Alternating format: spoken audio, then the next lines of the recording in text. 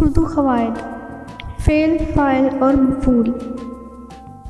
فعل جملے کا مطلب پورا کرنے والے الفاظ جو کام کے ہونے یا کام کے کرنے کا پتہ دیتے ہیں، انہیں فعل کہا جاتا ہے۔ زیادہ تر فعل جملے کے آخر میں آتے ہیں، لیکن کبھی کبھار جملے کے درمیان میں بھی آتے ہیں۔ مثال: میں اسکول جاتا ہوں، وہ کھانا کھاتے ہیں، احمد دودھ پیتا ہے۔ اوپر کے جملوں میں کوئی نہ کوئی کام ظاہر ہوتا ہے۔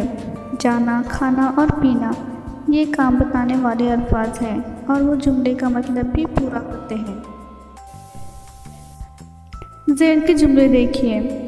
اظہر الدین کا تعلق ہندوستانی کرکٹ ٹیم سے تھا، یہاں فعل آخر میں آیا ہے۔ ایک تھا ٹائیگر، یہاں فعل درمیان میں ہے۔ فاعل جس سے کام انجام پاتا ہے اسے فاعل کہتے ہیں۔ مثال: احمد اسکول جاتا ہے۔ ذیل کے جملے میں احمد فاعل ہے۔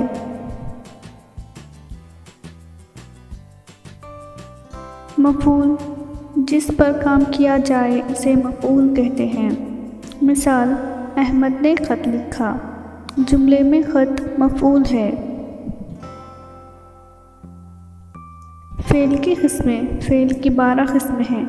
فعل لازم، فعل متعدی، فعل ناقص، فعل زمانی، فعل مکانی، فعل طوری، مطابقت فعل، فعل معروف، فعل مجہول، مرکب فعل، اصل فعل اور امدادی فعل۔ فعل لازم ایسا جملہ جو مفعول کے بغیر اپنا معنی مکمل کر لے، اسے فعل لازم کہتے ہیں۔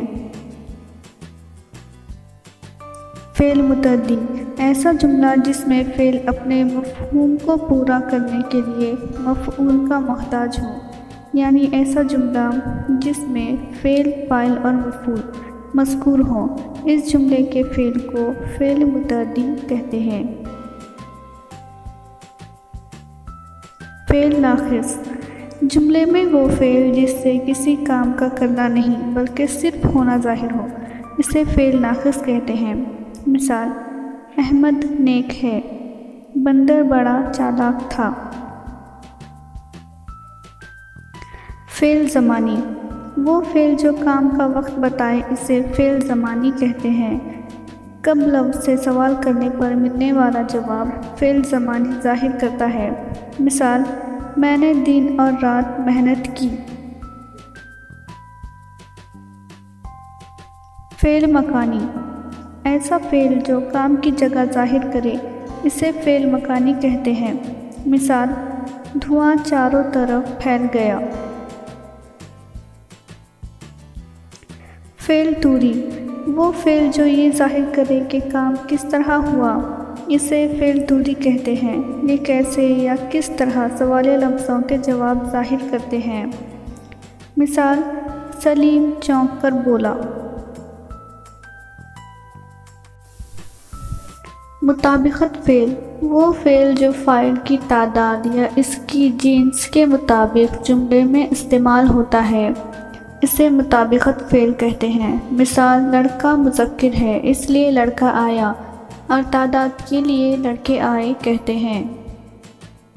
فعل معروف جملے میں ایسا فعل جس کا فاعل مذکور ہو، اسے فعل معروف کہتے ہیں۔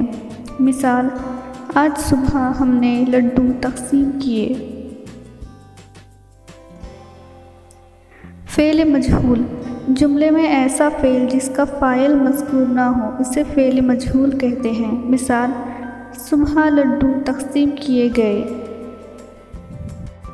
مرکب فعل بات میں زور پیدا کرنے کے لیے یا کلام میں حسن و خوبی پیدا کرنے کے لیے جب ایک سے زیادہ فعل کا استعمال کیا جاتا ہے تو اسے فعل مرکب کہتے ہیں۔ مثال: وہ کافی دیر تک باغ میں بیٹھا رہا۔ اصل فعل مرکب فعل میں وہ فعل اصل فعل ہوتا ہے جس پر اظہار مدعا کا دار و مدار ہوتا ہے۔ مثال: وہ کافی دیر تک باغ میں بیٹھا رہا۔